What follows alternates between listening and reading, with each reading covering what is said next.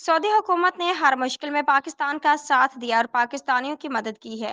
Saudi king Salman relief centre के ताउन से जिला इंतजामिया और हसार फाउंडेशन ने दीरबाला के मुख्तलिफ इलाकों से ताल्लुक़ रखने वाले 1200 से जायद नादार, गरीब, यतीम और लाचार अफराद में फूड पैकेज तकसीम करके हवाले किया। फूड पैकेज में आटा, घी, चाय, दालें, खजूर व दीगर खुराकी अशिया शामिल थी।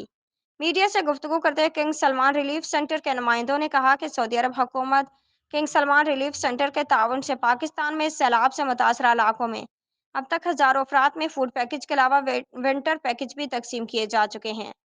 उन्होंने कहा कि हालिया शदीद बर्फबारी से मुतासर अफराद रमज़ान में फूड पैकेज की तकसीम का मकसद मुतासर अफराद की मदद और रिलीफ फ्राहम करना था और यह सिलसिला आइंदा के लिए भी जारी रहेगा। हसार फाउंडेशन ने किंग सलमान रिलीफ सेंटर के ताउन से इससे कबल भी खैबर पख्तूनख्वा के सैलाब से मुतासर अजला में हज़ारों अफराद में फूड और विंटर पैकेज तकसीम किए जा चुके हैं।